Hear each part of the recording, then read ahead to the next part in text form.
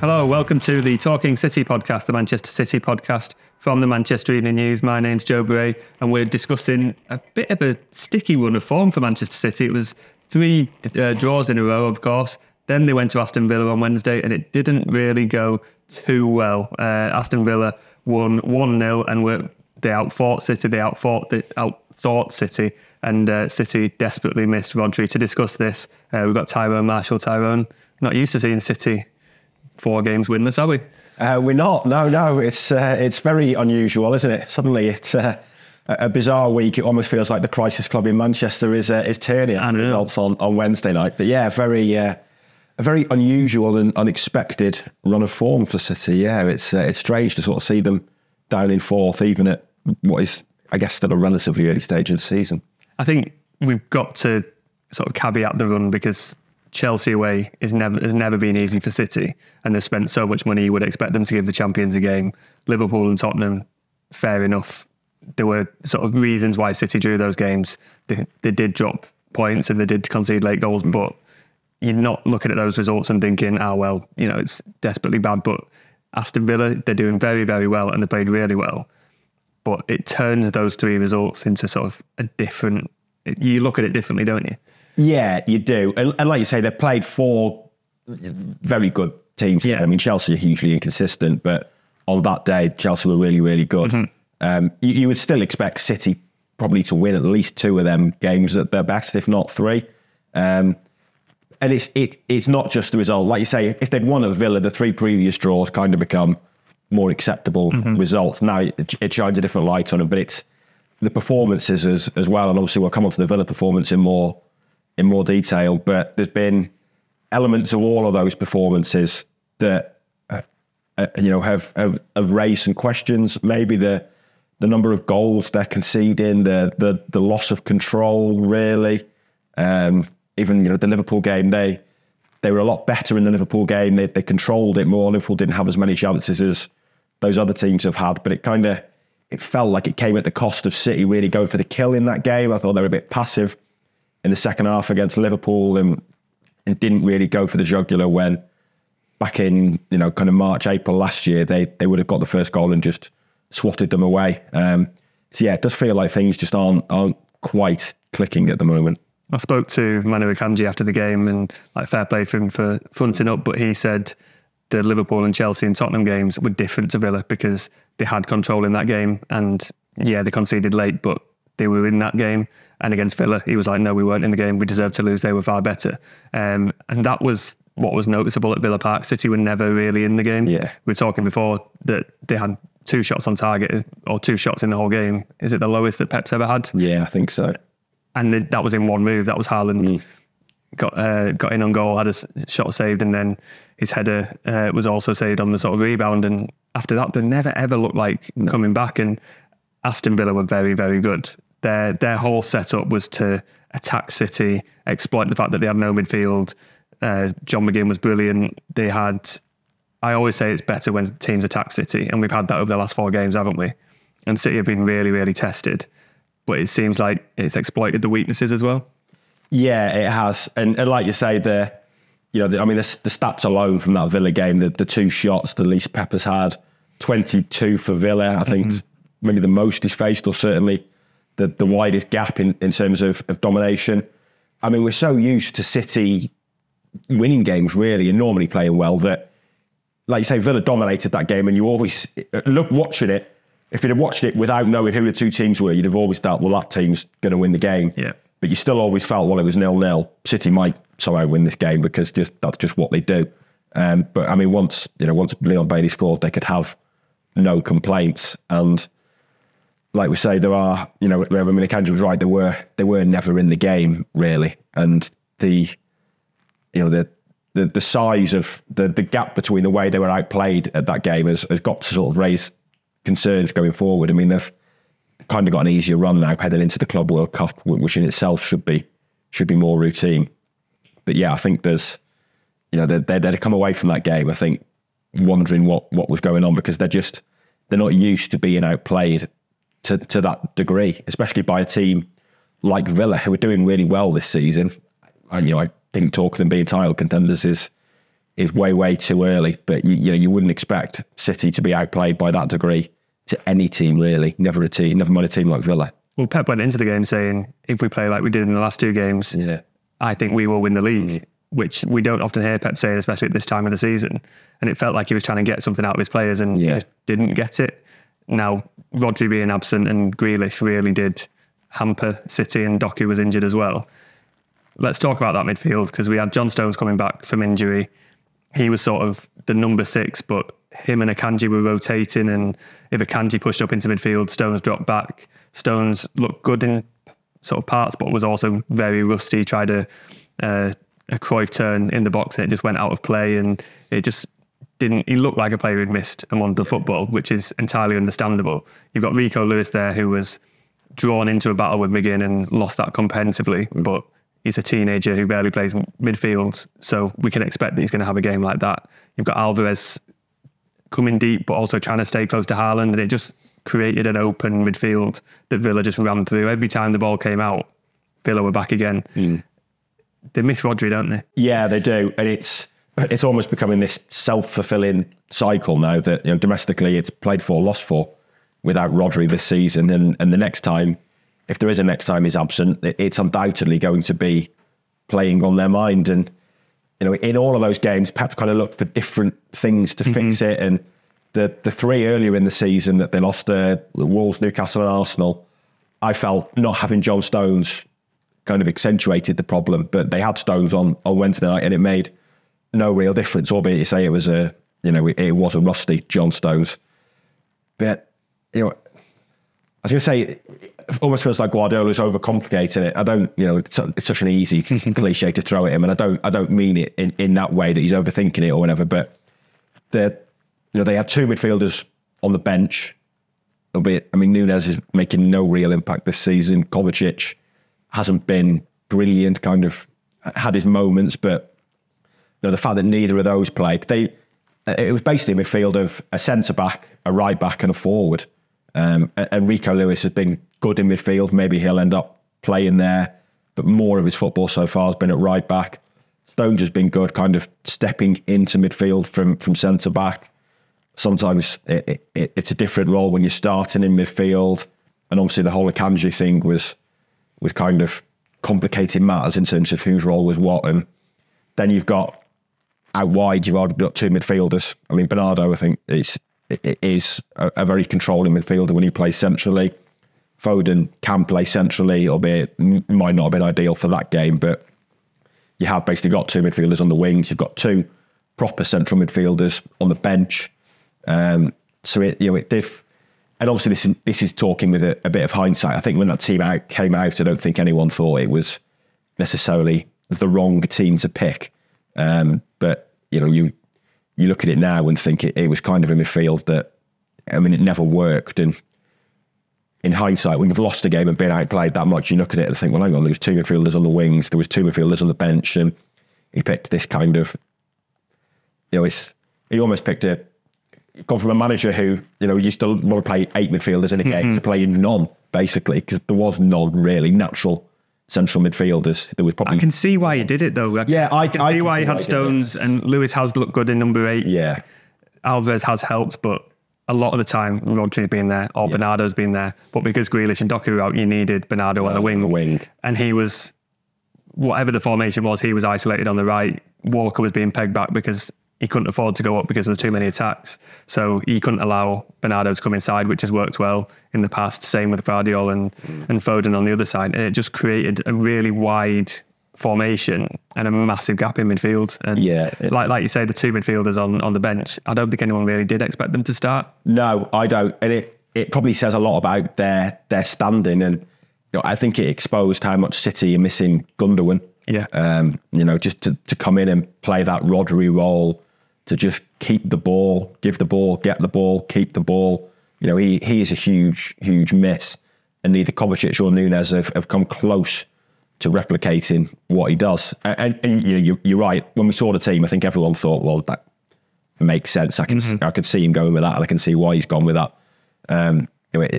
The desire to play well, not the desire to play Alvarez central, but the refusal to play him wide. Really, Guardiola clearly doesn't see him as someone he never has done. Play wide. Kind of makes it more of an issue with Grealish and Doku being out there. Like I say, you had to play Bernardo there, when really in that game you probably needed Bernardo centrally more than you needed him there. Arguably, you play Alvarez on the left, or even you play Oscar Bob or something like that, and bring Bernardo infield, because that's where a lot of your problems are. But it was, with those absences, it was a difficult puzzle to solve. Well, you mentioned Oscar Bob, he came off the bench, which sort of showed the lack of options. Nunes and Kovacic did come off the bench, but he took, within those 3 substitutions, he took Foden and Alvarez off. Yeah. So he's seen that there's a problem in midfield, put 2 midfielders on, but he's taken off the 2 attackers. Yeah. Then Aston Villa score, and there is absolutely nobody capable of feeding Erling Haaland with the 15 minutes left that City had to get an equaliser. You just knew they were never going to get that equaliser.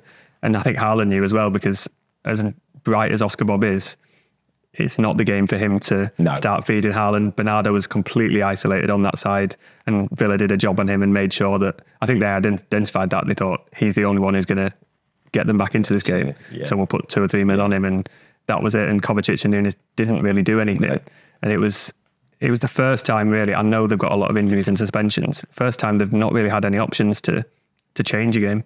Yeah, well, he always likes, we know he likes a small squad to work from.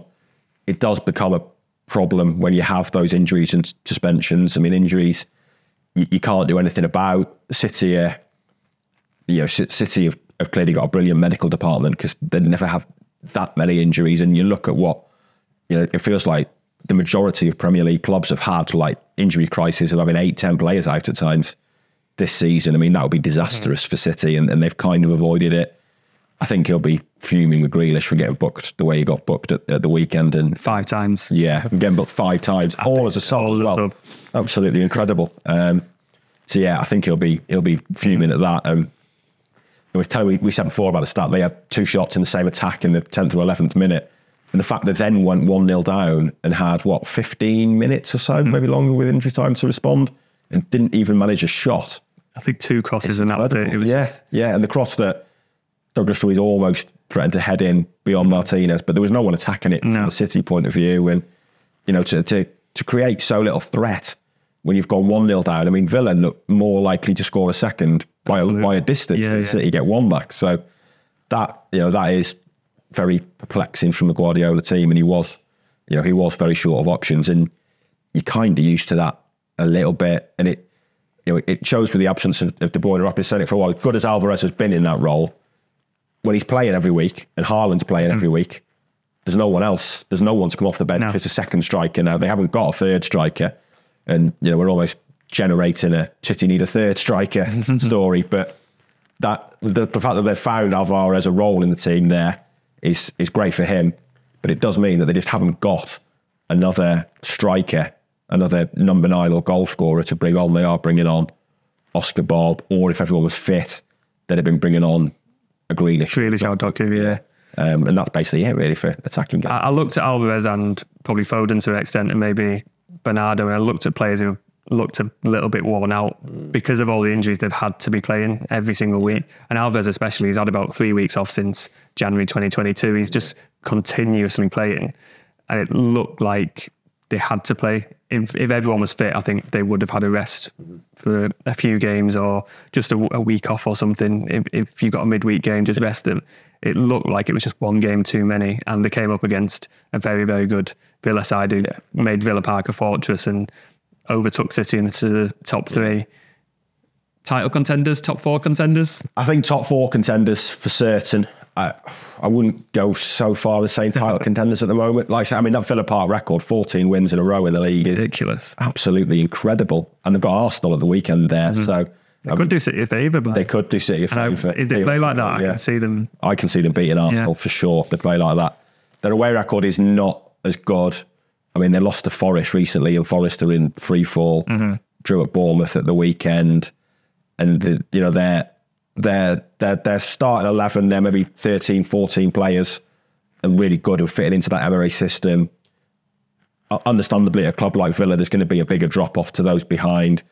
They're probably going to go a long way in the Conference League because, look at the way they're playing and look at the Conference League. You've got to expect them to keep going there. That's bound to have an effect. So I don't see them as title challengers at the moment, but I mean, the way they're playing, you'd certainly have them as top 4 challengers. And when, suddenly, I mean, Chelsea were awful in midweek and are hugely inconsistent. Tottenham lost 4 of the last 5 now. Brighton, very hit and miss. They kind of not the same team away as a top 4 challengers. So maybe you're saying it's between United, Tottenham, and Villa maybe for that 4th spot. And at the moment, you certainly have Villa as the best of those teams at the moment. They remind me a bit of Newcastle last season, where they've just got something going and a bit of momentum. That momentum can be massive, can't it? And they've definitely got that. So yeah, that could. I mean, I didn't mention Newcastle before as top 4 contenders, but is there a potential 5th Champions League spot next season? Yeah, could help them out as well. I think that should.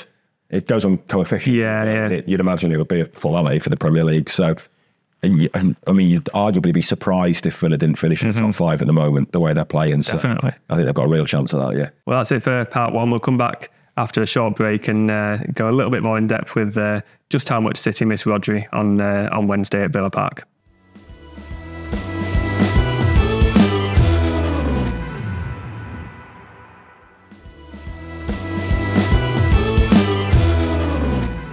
Hello, welcome back to the Talking City podcast.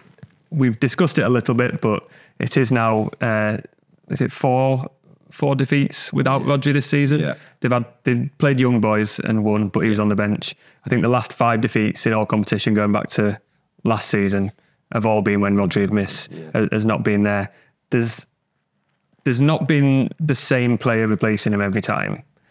Guardiola doesn't seem to have a preferred option for replacing him. Yes, John Stones might have played those other ones, but he spent 40 odd million on Calvin Phillips. He's 8th or 9th option now in defensive midfield. 50 million on Núñez, 25 on Kovacic. That's over 100, 120 million midfielders, and he's still not got a plan B for without Rodri. It's a bit of a concern, isn't it? Yeah, it is. And he becomes harder and harder to replace. You've almost got kind of the Harry Kane problem at Tottenham that they had for so long, that he's so good when he plays that the next in line is never going to play. And Tottenham just couldn't find a solution to a backup for Kane, basically, because no one really wanted the role, and those that did weren't good enough. And Phillips is clearly finished. He's clearly going to go next month. There's been a reluctance to play Kovacic maybe as much. Certainly more recently, he's kind of fallen out of favour a bit. Núñez, I mean, I would already be a little bit concerned for Núñez that he's kind of heading towards Phillips' territory. Arguably, he's not really seen it. I'm not sure where he fits in. Like he's not a defensive midfielder, and Guardiola prefers Alvarez in that sort of more attacking midfielder role, or Bernardo to come in.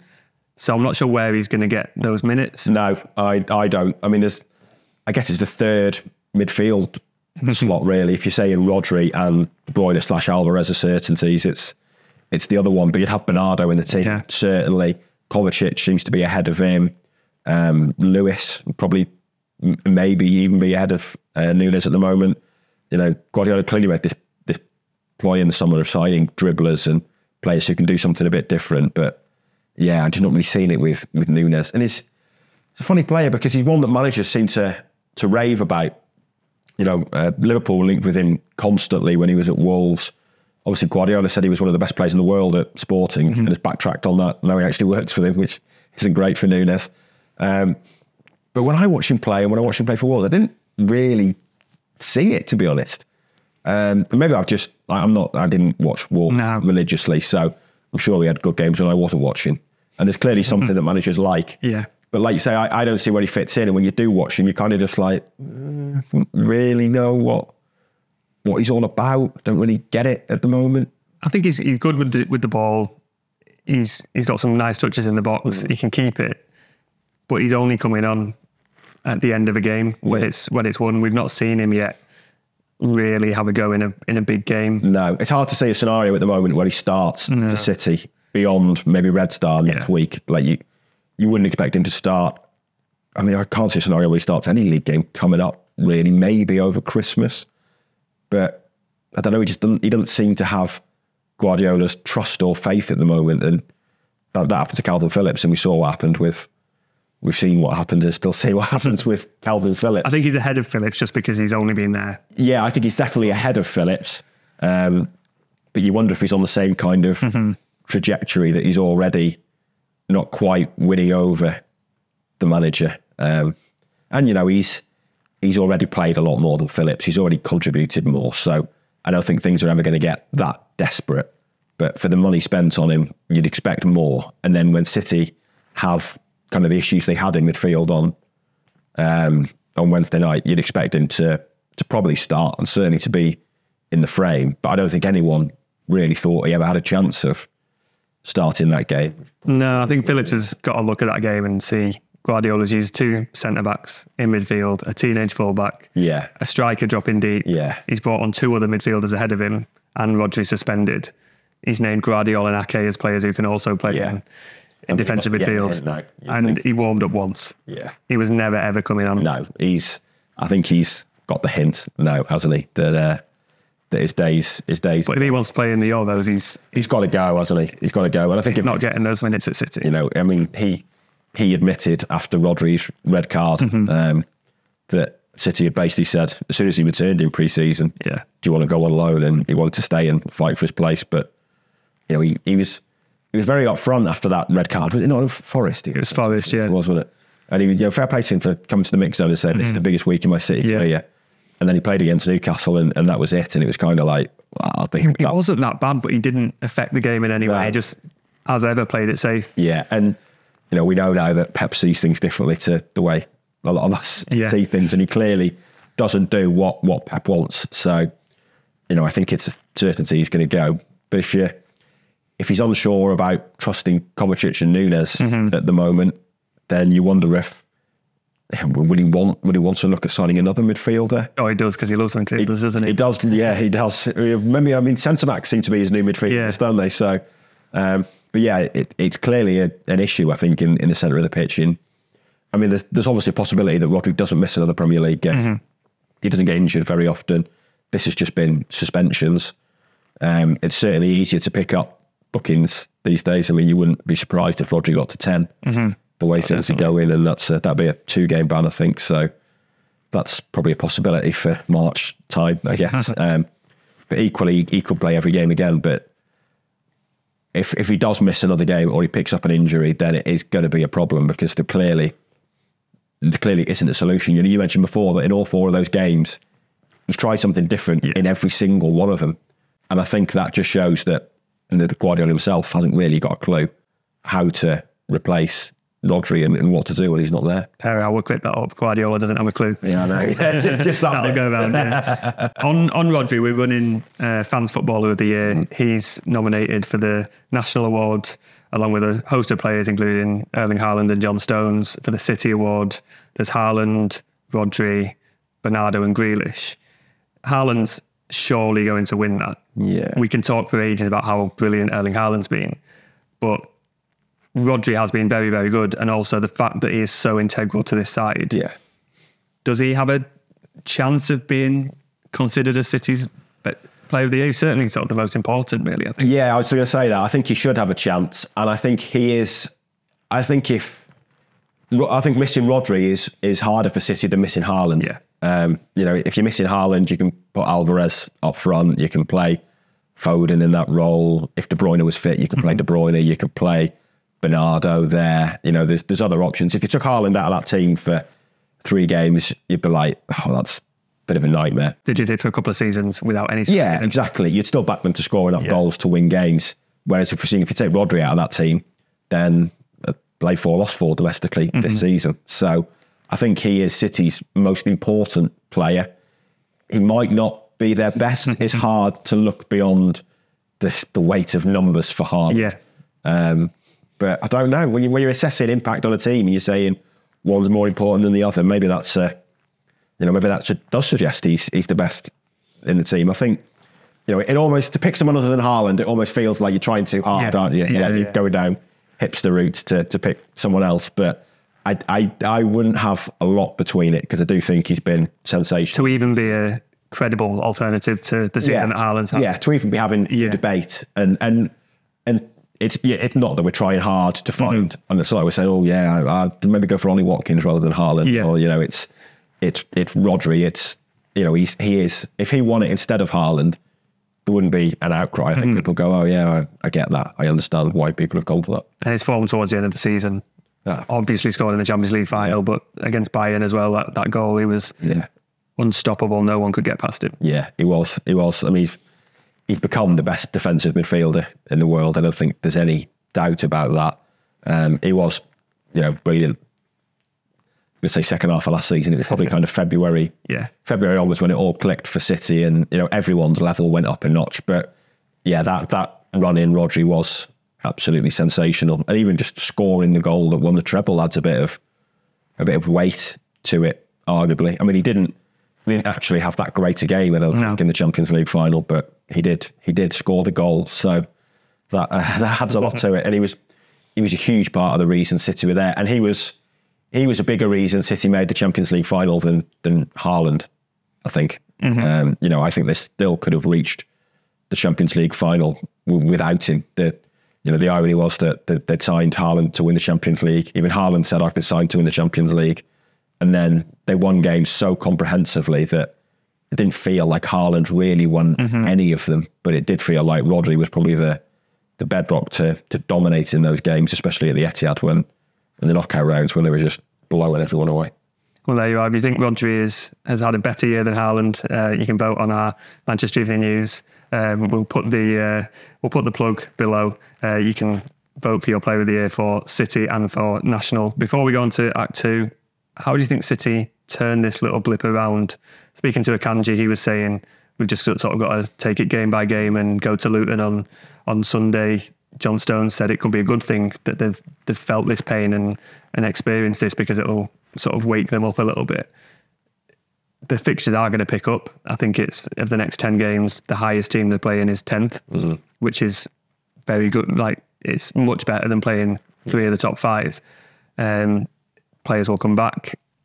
Is it just as simple as that? Fixtures will get better and players will come back and form will improve, or do you think there's something a bit deeper that needs improving? I think there's something a little bit deeper. I do think that the fixtures are improving, and it wouldn't surprise you if they won 9 of the next 10 or something like that, certainly. But we've seen it a lot. Even when they started the season with 6 straight wins, I think we've seen a lot. We've talked about that control word all year, and City haven't really had it all season. And you wonder how that's going to develop, and whether Pep will look to change something, or whether he'll continue to, when everyone's fit, to go with that. Oh, say when everyone's fit, maybe for now, without De Bruyne, it's obviously going to be a new year, probably end of January, maybe by the time he's fully match fit and starting games. So if he continues to go with Alvarez, Foden, Doku, and that kind of more chaotic selection, but it's clear that they're giving up a lot more chances. We've talked about those league results, but you can throw RB Leipzig in there. I know they turned it around and won, but the goals they conceded in that game, very shaky, very un-City-like, losing those duels. And when they were on that run at the back end of last season, Guardiola talked all the time about our defenders are winning duels. One-on-one defending had improved so much, and suddenly it's gone down a level again. They're not winning as many duels, and they should win the duels against Luton. They should win them against Palace. I'm sure form will pick up now. I don't think we're in. It was interesting to hear Guardiola saying on Tuesday, if we keep playing like this, we will win the league. He's clearly in a very different mindset. But then he said we're struggling after. Yeah, exactly. So. Yeah. And you can never quite predict what he's going to do. We all think back to last season and the happy flowers stuff after the Tottenham game. That don't feel like we're in that territory. I think he's constantly said this season how well his players have done after winning the treble. He always says how hard it is to go again and again and again. And he said all year, what I see, I like what I see. But obviously things have stumbled a bit of late. I think naturally things will improve with the easier fixtures now.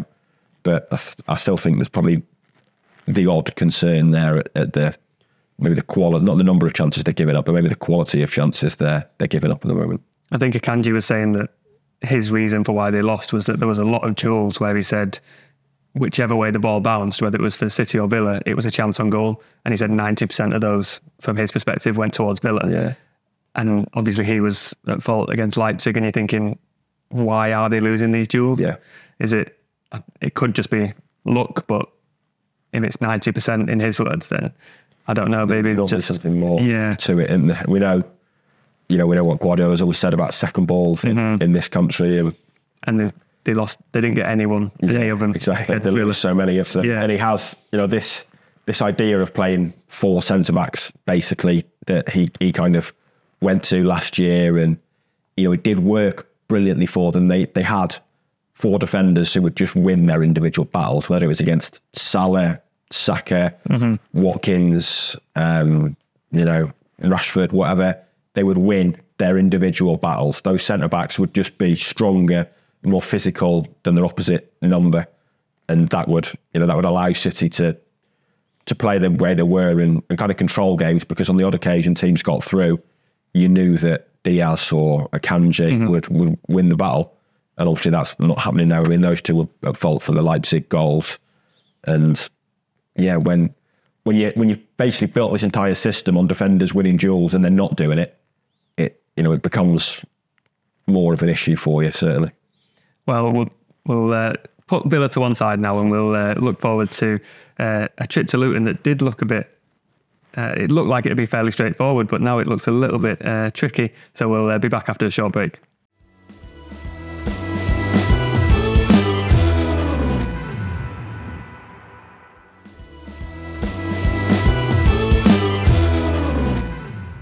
Hello, welcome back to the Talking City podcast. Before we get into part 3, if you want to see City versus Everton over the Christmas period on Amazon Prime, you can get a 30-day free trial, and you can watch them for free if you're not heading to Goodison Park. That's the 27th of December. City were obviously on Amazon this week, and they're next on Amazon over Christmas. So get that free trial. The link will be in the description for everything you need to know. Now, City are heading to Luton next. Luton took Arsenal all the way in the week. They seem to be making Kenilworth Road a bit of a fortress and really using it to their advantage.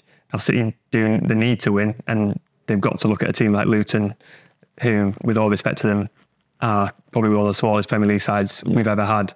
They've got to be going there and winning. But given the form and given Luton's performance against Arsenal, it's starting to put a couple of question marks in, aren't they? Yeah, it's going to be interesting to see, isn't it, how City respond. And I think, Luton are going to make it almost a game of battles and duels and second balls. So maybe going to play to a City weakness at the moment. I mean, Luton are one of the most ill-equipped teams to get promoted to the Premier League probably ever.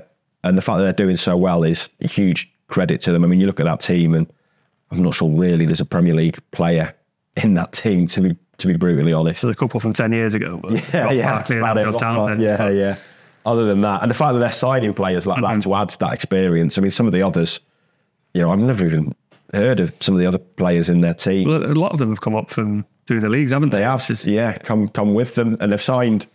They signed Teden Mengi from United, who just had a loan spell at Birmingham. They signed Taith Chong, who'd gone from United to Birmingham and had done okay. But I don't think there was another Premier League team looking at either of those two players, for example, and they're in the team every week, basically. So it's a credit to them and to Rob Edwards that they're doing so well. Rob Edwards has clearly got a structure and a game plan that's working there. I think he's a pretty inspiring manager to work for, from what I've heard, that the players all buy into him and love what he's about. And you can kind of see that on the pitch, that they are making the most of kind of what they've got. I mean, set pieces and corners are going to be interesting. They seem to be making corners just total bedlam and chaos, and every corner is just an absolute scrap. So it will be interesting to see that. I think they're going to stick every corner on Ederson's head and just throw bodies around him. And yeah, that will be interesting. I mean, you would still think City is surely going to go there and win. But like you say, Arsenal needed a goal with the last kick, basically. Liverpool needed an equaliser with the last kick there. They got the win against Palace the other week. They've already won away at Everton. I still say they'll go down, but they're punching above their weight, I think, from what people expected, because I think we all thought they were potentially going to rival Derby for worst Premier League season ever, but with a pretty ill-equipped squad, which I don't mean as a dig. It's purely because no one expected them to go up last year, and they are doing really well. It feels like it's going to be, every game for them is a cup tie, especially at home, where they've got to make it sort of really difficult for these big teams to come, and they're doing that at the moment. And it's, I never thought I'd say it, but I'm looking forward to going to Luton and just seeing what they do with the sort of limited resources. You mentioned the players they do have. They have Issa Kabore on loan from City, who I presume won't play, but that's another one who's sort of a loanee who. That's probably the only Premier League team he was going to get. Yeah. He's done well in France, he's done well in the African Cup of Nations, but he's also starting all the time now for them at right back and looking all right. Although I think he was at fault for the Arsenal goal, was he? Did he give away the free kick? I think he gave away the free kick, and it was a bit of a, it was one of those. It's kind of like, I said after the game, it's almost about decisions at this level, and the time was up. Arsenal were, Trossard had his back to goal, I think, on halfway, and it was a header. Kabore was never going to win, and you didn't really need to try and win it because the ball was going nowhere, and it was kind of a little bit like, it's one of those things I think you'll learn from, that he was just so desperate to try and get a challenge in that he went through the back of him. It was always a free kick, and Arsenal scored from the free kick, whereas if you just let Trossard get the ball, they're still on halfway. He's got his back to goal. There's nothing really on for them. So I think that's kind of, they've got so little Premier League experience in that team, apart from the players they've signed like Barkley and Townsend, that they're on a learning curve like that. But you're right, they are making the most. One of their obvious assets is Kenilworth Road in a way, because it's just such a non-Premier League stadium. It's so small and compact and dated. And they've got to try and use it to their advantage, and they are doing. And the fans are obviously going to make every game a big atmosphere. But when Liverpool, Arsenal, City, United go to town, they're going to make it even bigger, because they probably know there's a pretty good chance that they're not going to play City again anytime soon. They did brilliantly to get promoted. They're probably going to go down. Probably not going to come back up, just because the Championship is so competitive. I mean, they got out once. Maybe they will do with parachute payments, but it might be I think I read that they're quite happy to take the money and build a new stadium and use that to go forward, which is it's just a healthy model thing to do, and they've clearly not broken the bank on getting promoted. It's what I was covering Burnley at the time. It's what they did when they first got promoted, and they got promoted at the Championship when nobody expected them to.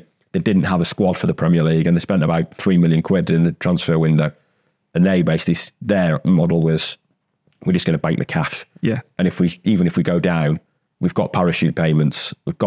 We've made a fortune from the Premier League.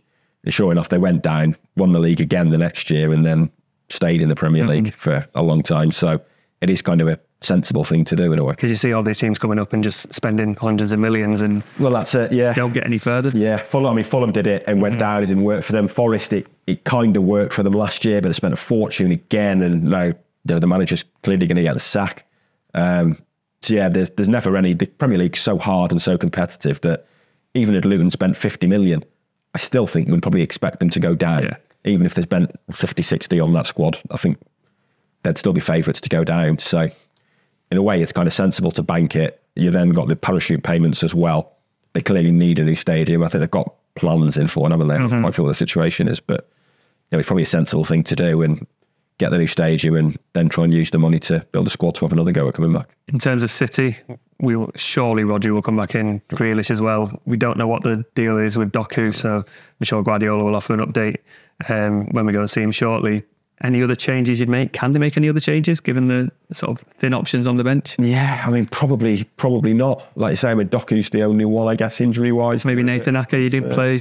He could come in for Guardiola. Ake could come in for Guardiola. I was going to say, I didn't think Guardiola was brilliant. I mean, he's had a solid enough start to his City career, hasn't he? But it kind of fits in with all of the, when we're talking about Kovacic and Nunes, some of the signings, Doku's obviously been brilliant, but the other three have not really hit the ground running, have they? I don't think Guardiola's at his best yet.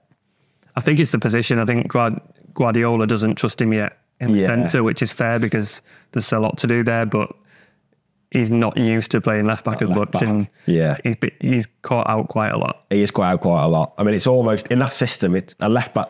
City left back, the way they play at the moment is almost like another centre back, but obviously it's still a different side of the pitch for him. And in time, you kind of look at him and think he could do that role, transition into midfield, because he's good on the ball, he's a good dribbler, but at the moment you're not really seeing it. And like you say, he did struggle a bit on Wednesday night.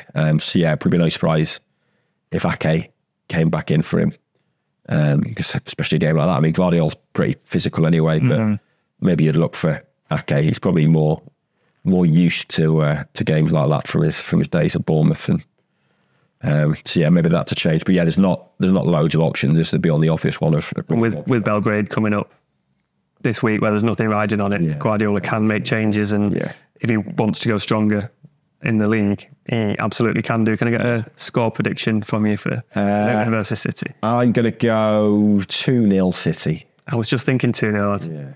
But not an easy one. Maybe one where they get the second late on. Just they'll have to work for it, I think. But I'll say 2-1 then. I'll give Luton a goal. Yeah. I think City can keep a clean sheet after recent events. That would very much help. And they're going to get tested in that department, I think, with a bit of a bombardment at times. So, but it's the start of a run of fixtures where you include Belgrade, Club World Cup, Huddersfield in the FA Cup is a favourable home draw. You can see them, even though we've been so negative, starting on going on a run of the next 10-15 games of winning the majority of them. Well, even if they play the way they have been playing in those games, you'd still expect them to win probably all of those fixtures. So they could definitely, we could be sat here in 3 weeks or whatever, still Club World Cup, and things are looking much rosier over Christmas. Well, there we are. We'll leave it there. If you're going down to Luton, enjoy that away end. If you're not, you'll find all the coverage on the Manchester Evening News. As usual, we're going down to Kenilworth Road. Follow us as always on all the social networks, X, Facebook, YouTube, TikTok, everywhere you would expect to find us. Subscribe and leave a 5-star review if you can on this podcast, because we really appreciate that. Thanks very much, and we'll join you after City have been to Luton and hopefully return to winning ways.